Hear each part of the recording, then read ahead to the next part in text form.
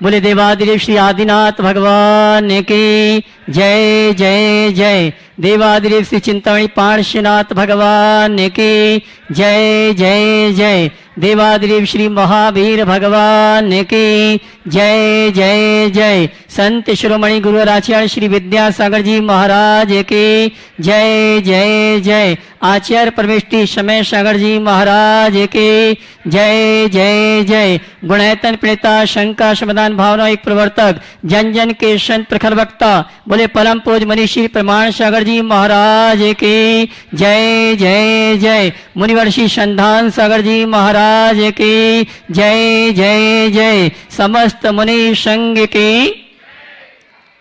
मध्य प्रदेश की राजधानी झीलों की नगरी भोपाल के आचार्य श्री विद्यासागर प्रबंध संस्थान अवधपुरी भोपाल से और साथ ही विद्या प्रमाण गुरुकुलम से सायंकालीन टीवी चैनल का बहुचर्चित विश्व विख्यात शंका समाधान के कार्यक्रम में हम और आप अपनी शंकाओं का समाधान प्राप्त करें। उसके पूर्व पारस चैनल, जिनवाणी चैनल, आदिनाथ चैनल और प्रमाणिक ऐप के माध्यम से जिस कार्यक्रम को घर में बैठ के देखो सुन रहे हैं उन सभी का और यहाँ पर उपस्थित समस्त श्रावक श्राविकाओं का श्री विद्यासागर प्रबंध संस्थान और विद्या प्रमाण गुरुकुलम भोपाल अवधपुरी हार्दिक अभिनंदन स्वागत करता है।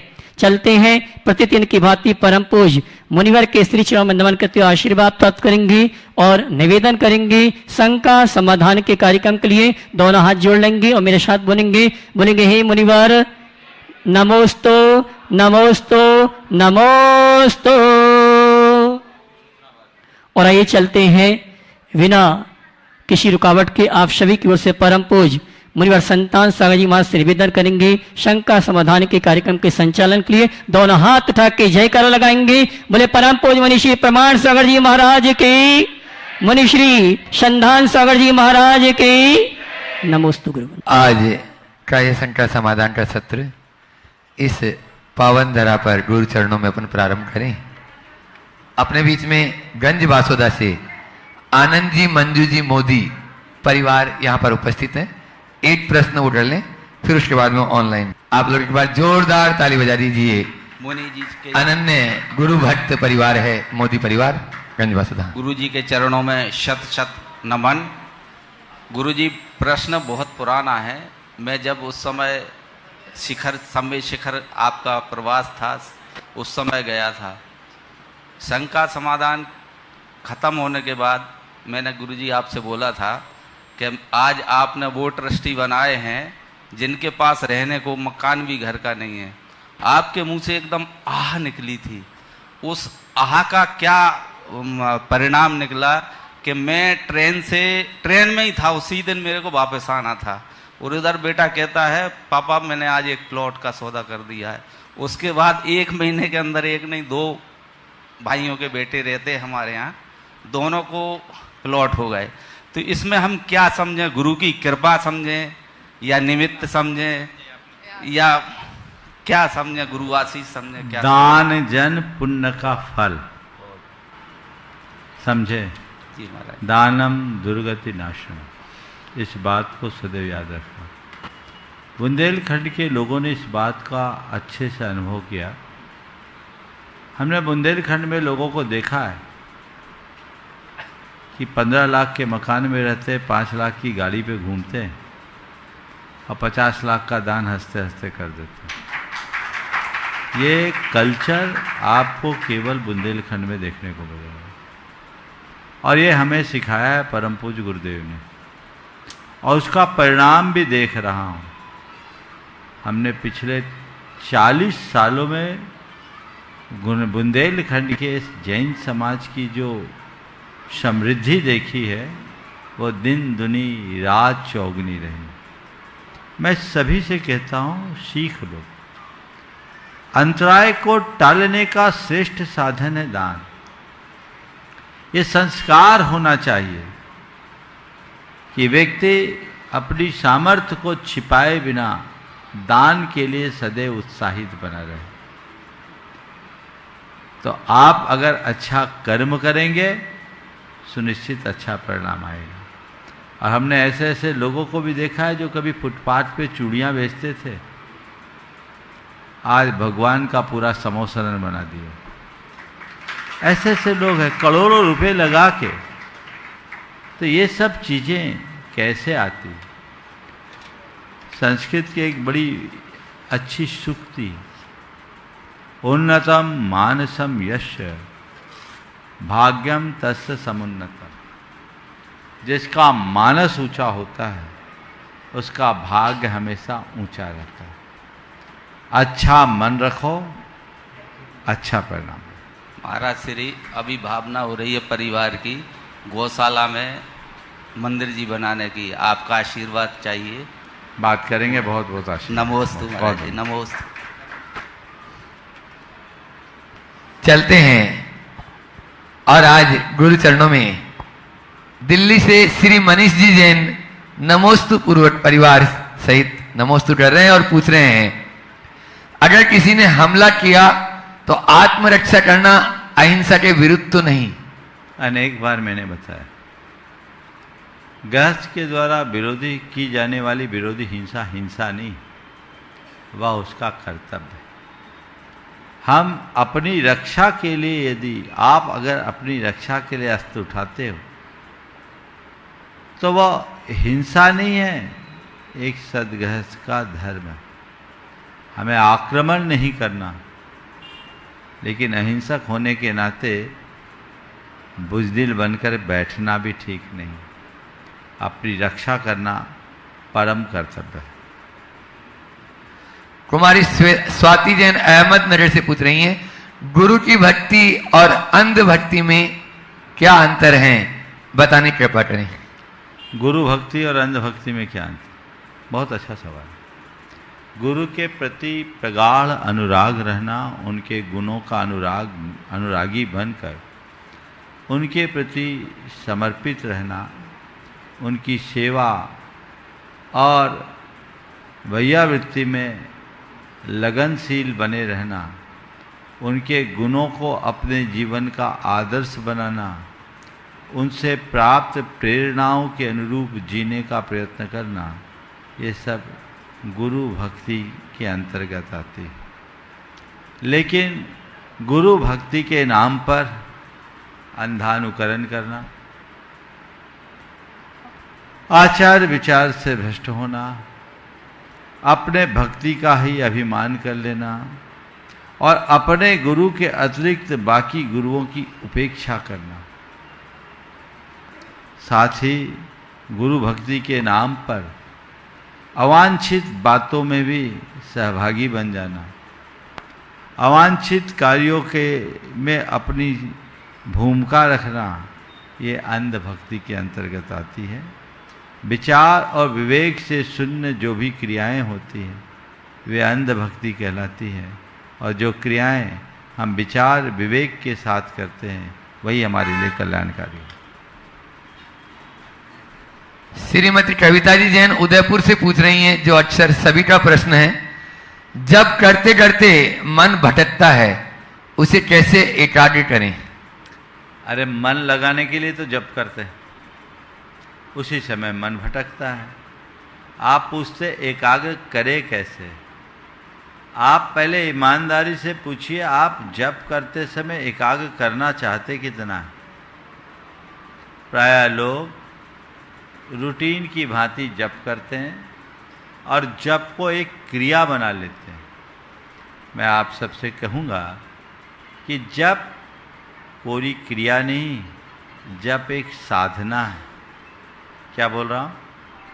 जप क्रिया नहीं, जप एक साधना है। हमने क्रिया की, जप खूब की, बैठ गए, जप करना शुरू कर दिए, चाहे हाथ में सुमरनी लेके, माला लेके, या उंगलियों में भगवान का नाम स्मरण कर लिए, ये क्रिया तो हो गई, लेकिन माला कर में फिरे और मन में मनवा फिरे बाजार, तो ये चीज ठीक नहीं है। हम माला को कर में फेरने के साथ साथ मन में भी फेरें। तो जप का नाम एक साधना है। उस साधना को कैसे फलवान बनाएं? तो उसके लिए आपको अभ्यास करना होगा किसी के पास जप माला है क्या? ले आओ, आ गया, ले आओ।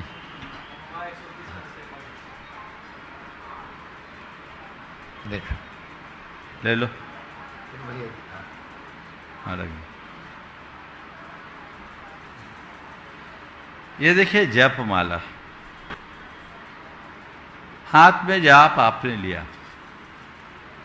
जप आरंभ करने से पूर्व सबसे पहले आप सबको एक भाव भूमिका बनानी चाहिए। आप जप के नाम से एक क्रिया कर रहे हैं, पर ये क्रिया सामान्य क्रिया नहीं है, ये एक असाधारण क्रिया है। जप का मतलब क्या है? ज और प, ज यानी जन्म और प यानी पाप। जिससे जन्म और पाप का विनाश हो उसका नाम जाप है। समझ गया? जकारो जन्म विच्छेद, पकारो पाप नाशकम, जन्म पाप विच्छेदाय, विच्छेदाय जप उच्यते। तो जन्म और पाप के विनाश के लिए जाप कर रहे हैं। किस लिए कर रहे हैं? किस लिए कर रहे हैं? तो जन्म और पाप के लिए, पाप के विनाश के लिए, जिससे मेरा पाप झड़े, वो काम करने जा रहे हैं। उसके लिए सबसे पहली जरूरत क्या है? अंतरंग में उत्साह। क्या? जप के लिए बैठो तो कैसे बैठो? उत्साह पूर्वक बैठो। अब मुझे जप करने का समय है, ये मेरे जीवन का सर्वश्रेष्ठ क्षण है। जप मुझे करना है। दिन भर तो न जाने मैंने कितना पाप बांधा, ये पाप झड़ाने का अवसर मेरे पास आ रहा है, मुझे जप करना है। मन में अहोभाव भरे और जप के क्षणों में कुछ ऐसा सोचे कि ये जप नहीं है, इस निमित्त से परमात्मा के नाम स्मरण का अवसर है। भगवान का नाम लेने का क्षण है, ऐसा अहोभाव मन में जगाइए। तो पहले उत्साह, फिर अहोभाव, फिर हमें तीसरे चरणों में बाकी बातों का तिरोभाव करें। मन में इधर उधर की बातें आए, अभी तुम्हारी बात नहीं, तुम्हारी बातों पर फिर चर्चा करेंगे, फिर विचार करेंगे, फिर ध्यान करेंगे। अभी तो जाप है। क्या है? जाप है। उसका तिरोभाव करो। फिर मन में श्रद्धा जगाओ और श्रद्धा भावना के साथ स्वरूप को ध्यान में लें, तब जाप करें। तो अगर ये भाव भूमिका बना करके आप जाप में बैठते हैं तो देखिए आपके जाप का एक तरीका मैं बता रहा हूँ। णमोकार महामंत्र के जाप, हम लोग जब जाप हाथ में लेते हैं, प्राय लोग माला से लेते हैं, इसलिए मैं माला से ही समझा रहा हूँ। मैं तो हाथ से ही देता हूँ, लेकिन हाथ से भी जाप दें चाहे माला से दें। सुमेरु की आप लोग वंदना करते हैं 3 बार, सम्यक दर्शनाय नमः, सम्यक ज्ञानाय नमः, सम्यक चारित्राय नमः। यानी ये हमारे जीवन का मूल इष्ट है, सही दृष्टि, सही ज्ञान और सही आचरण की प्राप्ति। अब जब जप करें, प्राय सब लोग णमोकार महामंत्र की जाप करते हैं ना। आप लोग क्या करते हैं?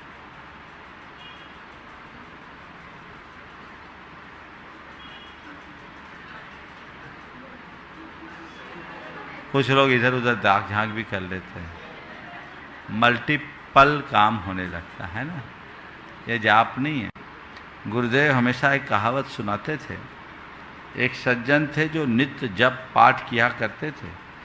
एक रोज़ दुकान में बैठे बैठे जप का समय आ गया। परचून किनारे किराने की दुकान थी। अब वो कहे अब दुकान में ही जप कर ले, सामायिक कर ले। अब जप करते करते क्या हुआ, एक कुत्ता आया और उनकी गुड़ की भेली खाना शुरू कर दिया। तो उसका जाप कैसा था? अरहंत सिद्ध साधु जाए, कुत्ता गुड़ की भेली खाए। अरहंत सिद्ध साधु जाए, कुत्ता गुड़ की भेली खाए। जाप देखूं तो भेली जाए, भेली देखूं तो जाप जाए, अनंत सिद्ध साधु बुझाए। ये जो जप की प्रक्रिया है ना, अक्सर होती है, बोलो ये क्यों? अंदर जागरूकता का अभाव है, केवल इसलिए। ये हंसने की बात नहीं है, समझने की बात। तो जप करते समय पहले आप निरुपद्रव स्थान ढूंढिए, जहां कोई झमेला ना हो। आप लोग तो झमेला अपनी जेब में लेके बैठते हो, बैठे जेब में और घंटी बज गई। बोलो अब जप क्या होगा? आएगा नहीं। किसी भी प्रकार का डिस्ट्रैक्शन करने वाला कोई निमित्त नहीं होना चाहिए। डिस्टर्बेंस ना हो, डिस्ट्रैक्ट ना हो, हमारी एकाग्रता खंडित करने वाले निमित्त नहीं आने। ध्यान बांटने वाला काम करो ही नहीं। जब करना है मोबाइल स्विच ऑफ करके एक तरफ रखो, है ना। कई महिलाओं की तो शिकायत है कि घर में हम जाप करने बैठते, बाहर कोई घंटी बजा देता है। सिस्टम बनाइए। ये अपनी निजता को जीने का क्षण है। उस समय आपको बाहरी संपर्कों से मुक्त होना चाहिए। तो जप करिए निरुपद्रव स्थान में।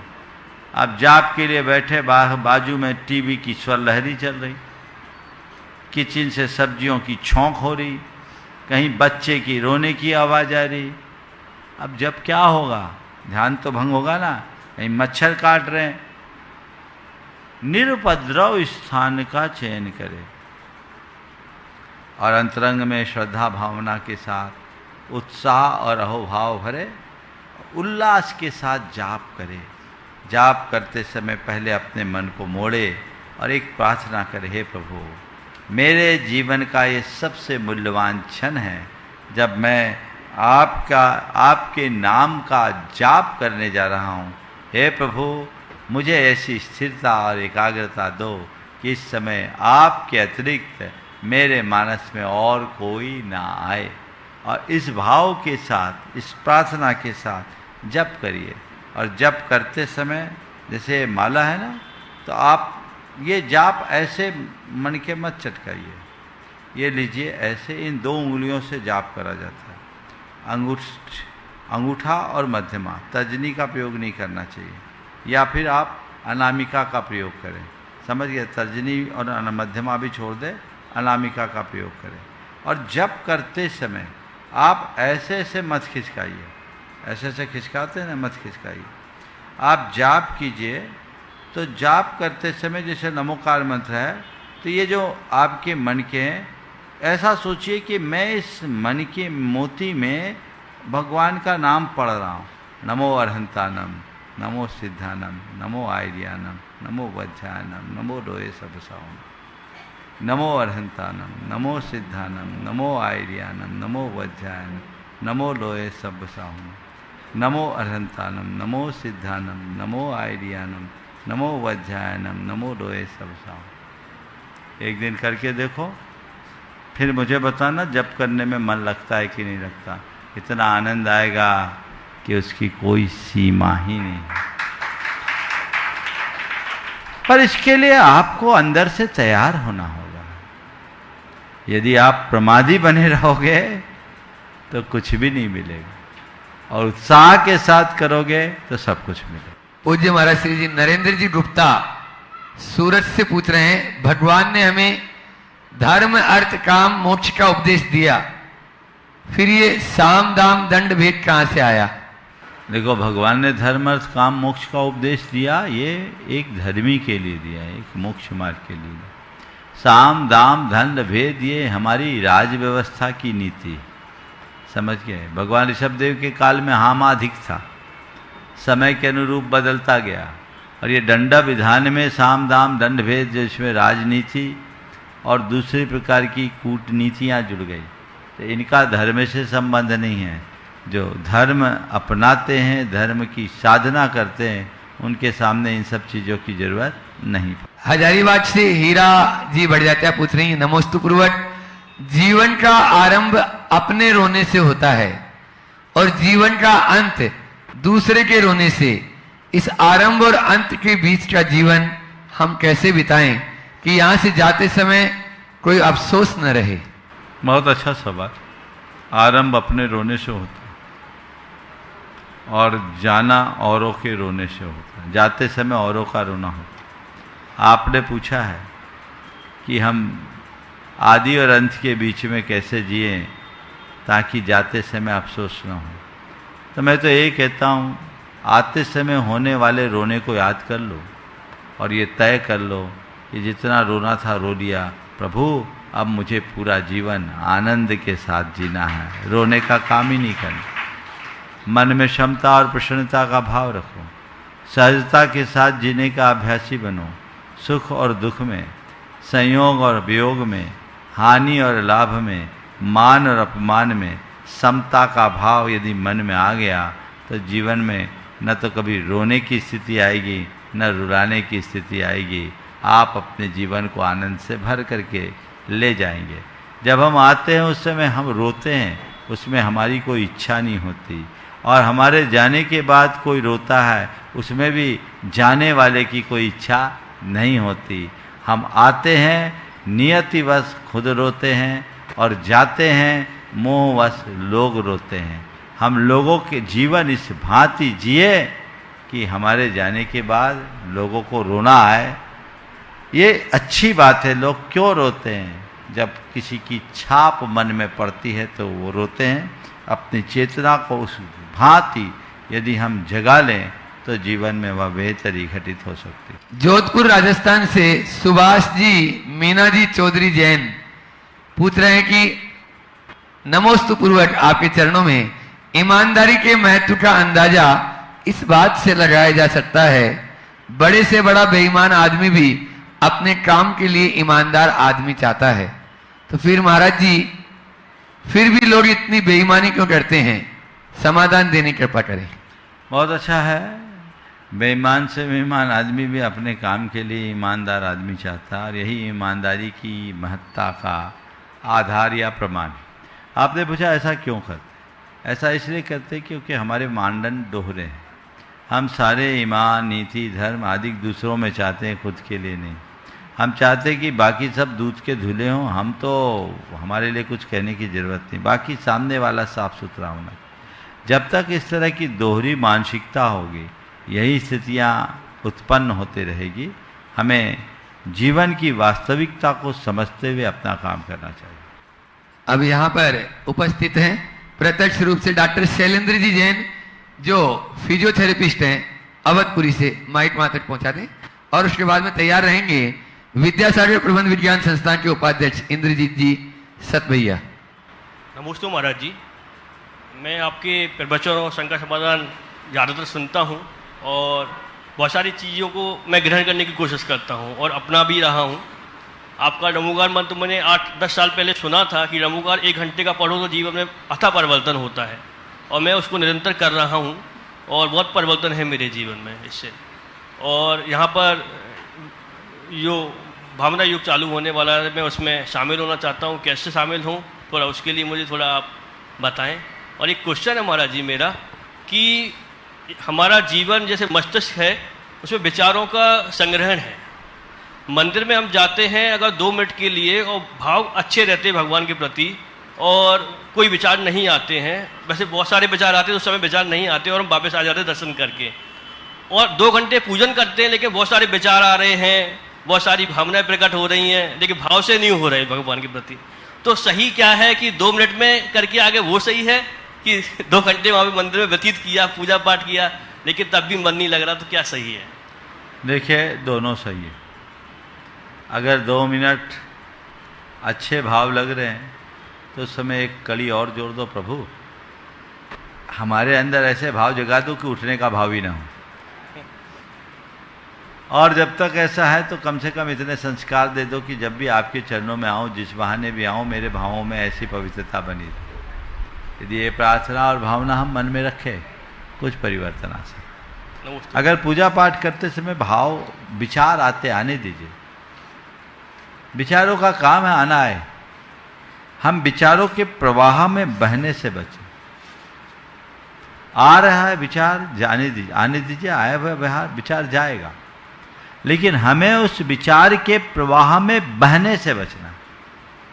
ठीक है, आया चला गया, पर मैं पूजा कर रहा हूं, बार बार अपने मन को पूजा से जोड़िए, पूजा की पंक्तियों से जोड़िए, पूजा की प्रक्रियाओं से जोड़िए, धीरे धीरे संस्कार बदले।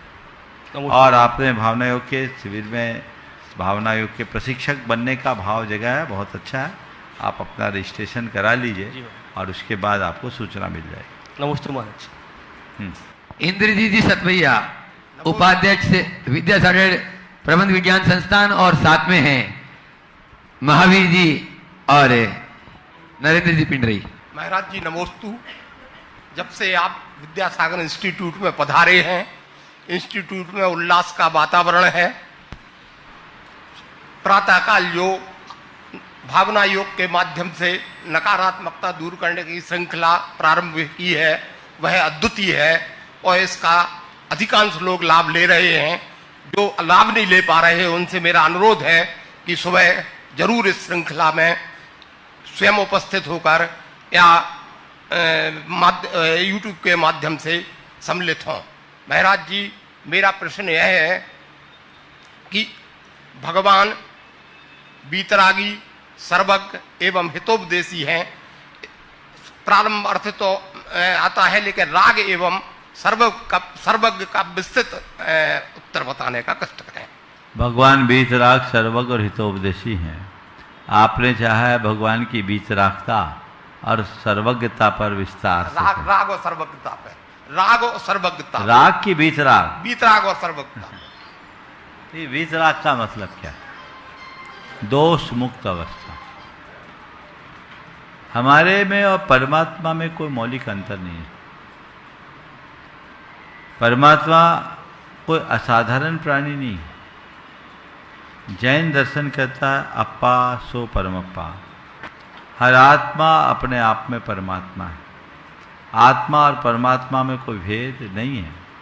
अंतर केवल इतना है, जो विकारों में जीता है वो आत्मा, और जिसने विकारों को जीत लिया वो परमात्मा। अगर दोनों को अलग अलग शब्दों में कहूँ तो मैं इतना कह सकता हूँ कि आत्मा धान है और परमात्मा चावल है। धान और चावल में क्या अंतर है? केवल एक आवरण का अंतर है। हम सब के ऊपर कर्म का आवरण है और परमात्मा ने अपने कर्मों के आवरण को नष्ट कर दिया। वे अरिहंत बन गए। अरि यानी शत्रु और उसके हंता अरिहंत। शत्रु है हमारे अंदर के दोष, हमारे अंदर की दुर्बलता, जो कर्म के रूप में है। उन्होंने अपने ध्यान की विशुद्धि के बल पर कर्म शत्रुओं का जड़ मूल से विनाश किया। नतीजा वे अरहंत बने। अरहंत बनते ही वो अरहंत बने क्योंकि वो वीतरागी बन गए। उन्होंने अपने भीतर के राग के अंश मात्र का भी विनाश कर दिया। तो राग मुक्त होने के कारण वो वीतराग है। और जब वीतराग हुए तो उनकी चेतना परिष्कृत हुई, चेतना निखरी, और चेतना निखरते ही उनके अंदर के ज्ञान के तंतु पूरी तरह विकसित हो गए, इसलिए वे सर्वज्ञ हो गए। ऐसा कहा जाता है कि हम आज दुनिया के जितने ज्ञानी से ज्ञानी लोग हैं, आइंस्टीन जैसे लोग, उनके मस्तिष्क का कितना हिस्सा सक्रिय रहता है? अधिकतम पता है आपको? मस्तिष्क का अधिकतम हिस्सा कितना सक्रिय रहता है? 8.5%। कितना? 8.5%। मैक्सिमम 8.5%। ऐसा कहते हैं, 6.5 से 8.5%। अधिकतम किसी भी व्यक्ति का मस्तिष्क पूरी तरह सक्रिय होगा तो इतना। अब इतने से हिस्से के सक्रिय रहने से इतनी बड़ी बड़ी चीज़ें खोज के लाके दी जा रही है, जिनका मस्तिष्क पूरी तरह सक्रिय हो जाए उसके लिए क्या बचेगा? तो हमारे तीर्थंकर परमात्मा आत्म ध्यान के बल पर अपने संपूर्ण कोशिकाओं और मस्तिष्क की संरचना को पूर्णतः सक्रिय करते हैं। कर्म शास्त्रीय भाषा में अपने ऊपर छाए हुए कर्म के आवरण को विनष्ट कर देते हैं। जैसे सूरज के ऊपर से बादल छट जाने से उसका दिव्य प्रकाश सर्वत्र अपने आप फैल जाता है, वैसे ही आत्मा के ऊपर छाए हुए कर्म आवरण के बादलों के छट जाने से आत्मा के ज्ञान का प्रकाश अपने आप प्रकट हो जाता है और वो उनको सर्वज्ञता प्रदान करता है। समझ गए? तो वो बीतरागी है इसीलिए सर्वज्ञ है, और चूंकि सर्वज्ञ है उनने सबको जाना, और बीतरागी है तो उनका जो उपदेश होता है वो किसी एक वर्ग विशेष के लिए न होकर प्राणी मात्र के कल्याण के लिए होता है, इसलिए वे हितोपदेश। नमोस्तु महाराज। मैं देख रहा हूं आज यहाँ पर रुचि लाइफ से एरा महिला मंडल की ये सभी एरा शांतिनाथ भगवान का मोक्ष कल्याण भी आ रहा है, और एरा देवी शांतिनाथ भगवान की माँ का नाम ही है। तो ये आप लोग एक प्रश्न गुरुचरणों में करेंगे, यदि नीचे वाला प्रश्न करें तो अच्छा है। 2 प्रश्न दिए हैं, तो ऊपर वाला सैद्धांतिक है दोनों, और उसके बाद में तैयार रहेंगे कोटा से श्रीमती मंजू जी जैन जो प्रोफेसर हैं। नमोस्तु महाराज जी, नमोस्तु गुरुदेव। नमोस्तु। आज हमारा प्रश्न ये है गुरुदेव कि पंचम काल में सम्यक दर्शन होता है, और यदि होता है तो वह पता कैसे चलता है कि किस जीव को सम्यक दर्शन हो गया है? अगर पंचम काल में सम्यक दर्शन नहीं होता तो इतना सब कुछ रचा क्यों जाता है? पंचम काल के अंत समय तक सम्यक दर्शन होगा। समझ गए? ये धारणा हटा दीजिए। यदि कोई ऐसा कहता है कि पंचम काल में सम्यक दर्शन नहीं होता, ये भ्रांत धारणा। सम्यक दर्शन की बात तो जाने दीजिए, रत्नत्रय होता है। आचार्य कुंद कहते अद्यपि तिरियन शुद्धा अप्पा झायुन लहद इंदत्तम लोयंती देवत्तम तत्चुदा निब्बदिम जंती। आज भी रत्नत्रय से शुद्ध ऐसे अनेक मुनि हैं जो इंद्रत्व को प्राप्त करते हैं, लौकांतिक पना को प्राप्त करते हैं, और वहाँ से च्युत होकर मोक्ष को प्राप्त करते हैं। इसलिए सम्यक दर्शन होता है। अब रहा सवाल सम्यक दर्शन होता है, इसका हमें आभास कैसे हो? ये अत्यंत सूक्ष्म है, इसे हम स्थूल रूप से नहीं कह सकते, पर इतना हम कह सकते हैं जिनके हृदय में सच्चे देव शास्त्र गुरु के प्रति प्रगाढ़ श्रद्धा हो, जो संसार शरीर और भोगों से उदासीन रहते हों, जिनके अंतरंग में प्रशम संवेग अनुकंपा और आस्तिक के जैसे गुण अभिव्यक्त हों, जो गृहीत मिथ्यात्व के त्यागी हों, आत्मा के प्रगाढ़ अनुरागी हों, सम्यक्तोचित क्रियाएं जिनके जीवन में लक्षित होती हो, समझ सकते हैं कि वह अब सम्यक दृष्टि की श्रेणी में आ गया है। नमोस्तु महाराज जी। हाँ। मेरा प्रश्न यह है कि सत्य महाव्रत, सत्य वचन और भाषा समिति में क्या अंतर है? बहुत अच्छा सवाल। सत्य महाव्रत, सत्य वचन और भाषा समिति में क्या अंतर है? एक और जोड़ दो, सत्य धर्म। हाँ ठीक है, 4 हो गया। देखो, सत्य महाव्रत का मतलब है झूठ न बोलना। असत्य के परित्याग का नाम सत्य है। ठीक है, तो असत्य न बोलना ये सत्य महाव्रत है। ठीक है, लेकिन असत्य नहीं बोलना तो कैसे बोलना? सत्य बोलना। सत्य बोलना तो सत्य किसी को पसंद ही नहीं आ आता। रहा बहुत घबराओ नहीं, आपकी बात मैं समझ रहा हूँ। अब असत्य तो नहीं बोलेंगे, सत्य बोलेंगे। हाँ। पर सत्य बोलो, पर प्रिय बोलो। बस वही तो नहीं आता। इसीलिए तो हम तो जो होता है, जैसा होता है उसके मुंह पे जैसा होता है वैसा बोल देते हैं। तो तो फिर कई लोग समझने वाले समझते हैं, और नहीं तो कई बुरा मान के अपने ऊपर अब यार वो तो ऐसा ये बताओ, नतीजा बोलने वाला भुगतता है कि सुनने वाला? बोलने वाला। तब अपने को सुधारना है ना। तो सत्य बोलो, ये सत्य वचन है। पर हमारे यहाँ सत्य व्रती नहीं बोला। सत्य महाव्रती यानी असत्य नहीं बोलना, पर सत्य भी प्रिय बोलना। सत्यम ब्रियात प्रियम ब्रियात ना सत्यम हितम प्रियम चाहु सुनितम सुनितव्रता तत्सत्यम अपि नो सत्यम अप्रियम अहितम चयत, कि सच बोलो प्रिय बोलो, ये सत्य व्रतियों का सिद्धांत है। लेकिन वह सत्य भी अप्रिय है, वह सत्य भी असत्य है जो अप्रिय और अहितकर है। इसलिए अप्रिय और अहितकर शब्दों के चयन से बचें। वो सत्य नहीं है, असत्य है। हमारे पास सच को प्रकट करने का तरीका भी सही होना चाहिए। तो उसके लिए आती है भाषा समिति, जो हित मित प्रिय वचन की बात करता है। सच बोलो पर हितकारी बोलो, सीमित बोलो और प्रिय बोलो, है ना। अब सत्य धर्म है, ये सत्य धर्म मुनियों का है। ये सत्य धर्म क्या है? सत्सु साधु वचनम सत्यम, सत्पुरुषों के सामने हितकारी वचनों का करना, ये सत्य है। अब हितकारी में कभी थोड़ा बहुत मिठास कम हो चलेगा सत्य धर्म में, पर किसको? अपने बीच वालों को, आम जन को नहीं। गुरु शिष्य को डांट सकते हैं, वो उनका सत्य धर्म है, पर कोई आ गया पहली बार उसको झाड़ दे तो वो धर्म से ही दूर हो जाएगा। तो समझ गए? तो सत्य धर्म अपनों के बीच, भाषा समिति सर्व के बीच, और असत्य किसी के बीच भी नहीं।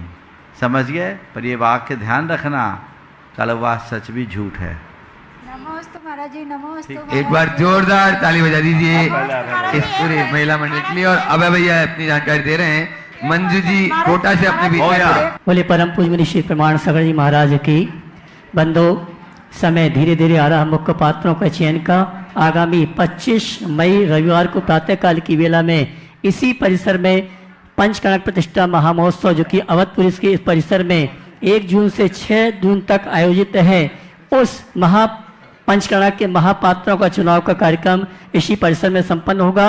जो भी भगवान के माता पिता शोधर्म ईशान शनोत्कुमार महायज्ञ नायक राजा सियांश राजा सोम भरत बाहुबली कुबेर आदि महापात्र बन के इस अनुष्ठान में सम्मिलित होने का सौभाग्य प्राप्त करना चाहते हैं, और ये सौभाग्य भोपाल के अलावा बाहर के श्रावक श्राविकाओं के लिए भी है। आप सीधे संपर्क करके महापात्र के इस महानुष्ठान में सम्मिलित होकर आप पंचकणक प्रतिष्ठा महोत्सव में महापात्र के रूप में अपनी उपस्थिति दर्ज करा के साथी से पुण्य का संचय करें। साथ ही विधि नायक प्रतिमा और मूल नायक प्रतिमा के लिए भी भोपाल के बाहर के श्राविक भी आमंत्रित हैं, और सामान्य इंद्राणी के लिए सिर्फ भोपाल दिगंबर जैन समाज के श्रावक श्राविकाओं के लिए व्यवस्था रखी गई है। जो भी सामान्य इंद्राणी बनना चाहते हैं, मात्र 3100 रुपए की राशि निश्चित की गई है, जिसमें वस्त्र आभूषण पूजन द्रव्य सामग्री आदि कमेटी द्वारा प्रदान की जाएगी। और एक अवसर आपको प्राप्त हो रहा है, आगामी 26 मई को 16वें तीर्थंकर शांतिनाथ भगवान का जन्म तप और मोक्ष कल्याणक मनाएंगे। लेकिन आपसे कहना चाहूंगा, आपने मोक्ष कल्याणक और शांतिनाथ विधान कई बार किए होंगे, लेकिन पहली बार भोपाल में परम पूज्य मुनिवर के सानिध्य में संस्कृत का शांतिनाथ महामंडल विधान इसी परिसर में होगा। मुनिवर, मैं ये कहना चाहूंगा, अभी तक तो हमने देखा था संस्कृत का सिद्ध चक्र विधान आप करवाते हैं, लेकिन शांतिनाथ विधान जो संस्कृत में है, ऐसा उस विधान में क्या है जिसको आपके सानिध्य में करने का हमें सौभाग्य मिले और अपने जीवन को सार्थक करें। मैं चाहूँ था उसके लिए थोड़ा सा आपका 2 शब्दों में प्रकाश आए तो बहुत ही अच्छा रहेगा। और आइए परम पूज्य मुझे से निवेदन करूंगा कि संस्कृत का इस शांतिनाथ विधान की ऐसी क्या विशेषता है कि हम और आप इसको करें। चलते फिरते अरिहंत के लघुनंदन गुरुवर द्वय के चरणों में मेरा और मेरे परिवार से कोटिशः नमोस्तु नमोस्तु नमोस्तु। छुल्लक जी के चरणों में क्षामी क्षामी क्षामी। महाराज श्री, मेरा प्रश्न भारत की गुलामी को लेकर है। संपूर्ण विश्व में भारत ही एक ऐसा देश रहा है जो इतने लंबे समय तक गुलाम रहा है। करीब 700-800 वर्ष मुगलों ने हम पर शासन किया, उसके बाद 200 वर्ष करीब ब्रिटिशर्स ने शासन किया। तो ये गुलामी में हमारे देश के ही जयचंदों की बहुत अहम भूमिका रही है। उनके लिए मैं 2 पंक्तियों के माध्यम से प्रश्न पूछती हूँ। सांपों को देखकर कहते हैं छोड़ो मत, नहीं तो डस लेगा और एक ही झटके में तुम्हारा काम तमाम कर देगा। पर महाराज श्री, उन सांपों का क्या होगा जो आस्तीनों में पल रहे हैं और जिस थाली में खाते हमेशा उसी में छेद कर रहे हैं? नमोस्तु गुरुवर, नमोस्तु नमोस्तु। उन सांपों का क्या होगा जो आस्तीनों में पल रहे हैं और जिस थाली में खाते हैं उसी में छेद कर रहे हैं। ये आस्तीन के सांप हर युग में रहे, समझ गए? इसलिए मैं तो आपसे इतना ही कहूँगा कि सांपों से निपटने के कुछ पैंतरे भी सीख। सांपों से निपटने के कुछ पैंतरे भी सीख, यदि तुझे रहना है आलमे ज़माने में। इस दुनिया में ऐसे हैं तो आस्तीन में सांप आएंगे, घबराओ मत। निपटने की क्षमता अपने अंदर होनी चाहिए। अब मुझे तो लगता है सांप अब उतना खतरनाक नहीं है। सांप से ज़्यादा खतरनाक आदमी है ना। कहते हैं सांप काट कर पलटता है। सांप किसी को काटता है तो पलटता है ताकि उसका विष निकले। सांप काट कर पलटता है और आदमी पलट करके काटता है, समझ गए? तो ये स्थितियां हैं जो बहुत गंभीर और विचारणीय हैं। हमें इस प्रकार की प्रवृत्ति से भरे लोगों को बारीकी से समझते हुए सुरक्षित दूरी बना करके चलना चाहिए, तभी हम अपने आप को सलामत रख पाएंगे। अभी भैया जी ने आप लोगों को आगामी कार्यक्रमों की जानकारी दी। आने वाले दिनों में अनेक ऐसे अच्छे प्रसंग हैं मांगलिक जो हम सबके कल्याण का एक विशेष निमित्त बन करके आ रहे हैं। सबसे पहले आगामी चतुर्दशी को, जेठ कृष्णा चतुर्दशी, भगवान शांतिनाथ भक्त के त्रय कल्याणक का दिन, जन्म, तप और निर्वाण, ये 3 कल्याणक उनके एक साथ होंगे और सब लोग उनका कल्याणक मनाते हैं। बंधुओं, यहाँ भी वो कल्याणक मने और हमने चाहा है कि उस शांतिनाथ भगवान के इस निर्वाण कल्याणक की चतुर्दशी को जगत शांति का कल्याणक बनाने की कोशिश करें। सारे जग में शांति की कामना से उस दिन यहाँ शांतिनाथ विधान होगा।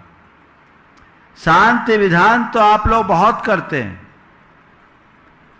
लेकिन आप लोगों की शांति विधानों में प्राय गाना बजाना ही ज्यादा दिखता है। असल शांति विधान में जो प्रार्थना है, जो जिस तरह के मंत्र की आराधना है, प्राय लोग उनकी अनदेखी करते हैं। आप लोगों के लिए सहयोग मिल रहा है कि जो मूल शांतिनाथ विधान है संस्कृत का, वो यहाँ संपन्न होगा। गुरु मुख से उस मंत्र का उच्चारण होगा। मैं सामान्य विधानों में तो बैठता नहीं। सिद्धचक विधान, शांति विधान, गणधर वलय विधान, ये जो मूल संस्कृत के विधान है, इनमें अगर कभी कोई प्रसंग आता है तो मैं जरूर बैठता हूँ। और शांतिनाथ भगवान के निर्वाण दिवस के दिन तो ये विधान, अगर हमारा कोई प्रवास न चल रहा हो तो जरूर होता है। तो इस बार ये शांतिनाथ विधान का सहयोग आप लोगों के लिए मिल रहा है। अपने जीवन के अशुभ, अमंगल, अनिष्ट और अशांति के वारण के लिए आप सब शांति विधान में सम्मिलित होइए। जितने लोग चाहते हैं कि मेरे अंदर शांति आए, वे सब के लिए मौका है। अपने अपने स्तर पर तो आप सब विधान करते हैं, करें ही। सब यहाँ आ जाएं, ये व्यवहारिक रूप से संभव नहीं है, लेकिन मैं कहता हूँ जिनको भी समय, अवसर और अनुकूलता है वे अपनी पूर्व सूचना यहाँ के आयोजकों को दे दें, जो विभिन्न व्हाट्सएप ग्रुप है और अन्य माध्यमों से वे आए, बढ़ चढ़ कर के हिस्सा ले। 5:06 बजे से रखें, प्रातःकाल 6 बजे से शांति विधान की वह प्रक्रिया यहाँ शुरू होगी, अभिषेक, पूजन, शांति धारा। उसके उपरांत लगभग 7 बजे शांतिनाद विधान की सिद्ध भक्ति शुरू हो जाएगी। हो जाएगा 1 घंटे में आपका कार्यक्रम। 7 बजे ठीक उसके पूर्व अभिषेक, पूजन, शांति धारा और अन्य चीज़ें होगी।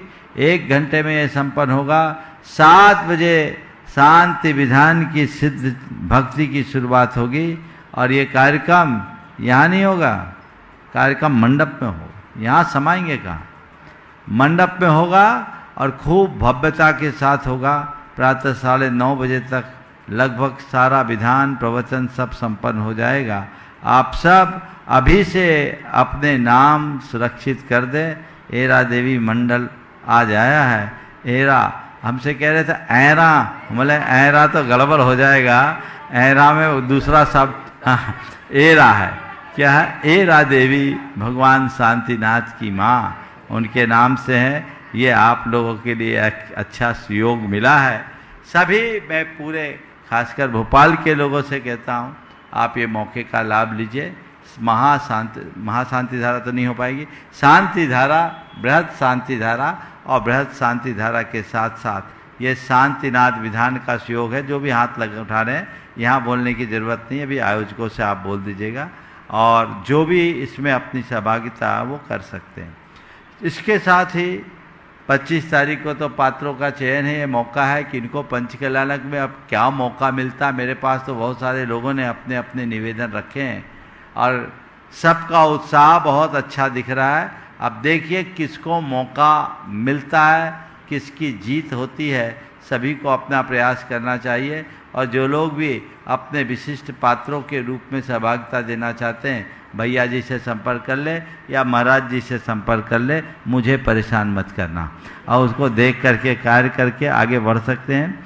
तो ये 25 तारीख को ये कार्यक्रम, 26 तारीख को शांतिनाद विधान, 27 तारीख को प्रातःकाल हम लोगों के लिए गुरुनाम गुरु आचार्य ज्ञान सागर जी महाराज के समाधि दिवस मनाने का सुअवसर मिलेगा।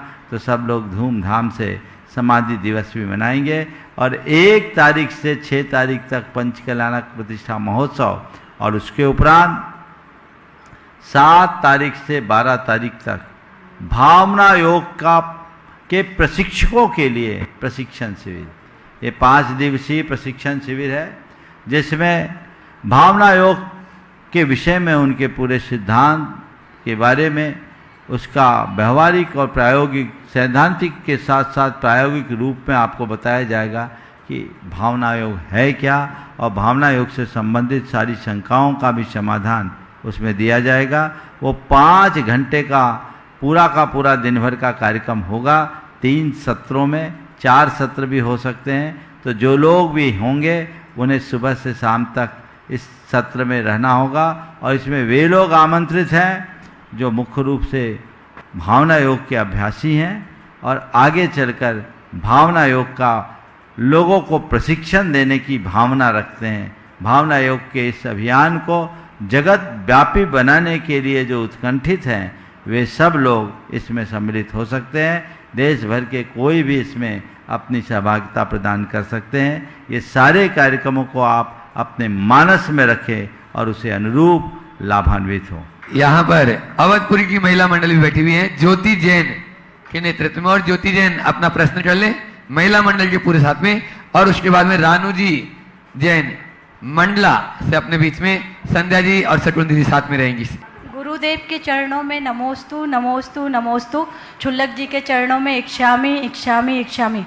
महाराज जी, मेरा प्रश्न है, अंतरंग में होने वाले क्रोध, पाप और विकार से कैसे बचें? अंतरंग में होने वाले क्रोध, पाप, विकार से बचने का सीधा उपाय है रोज भावना योग करो, अंतरंग साफ हो जाएगा। ठीक है, चलो। नमस्ते महाराज। रानू जी जैन और उनका प्रश्न जाने मंडला से, और सुभाष जी शर्मा सूरत यहाँ उपस्थित हैं। सुभाष जी शर्मा सूरत, वे अपना प्रश्न करेंगे।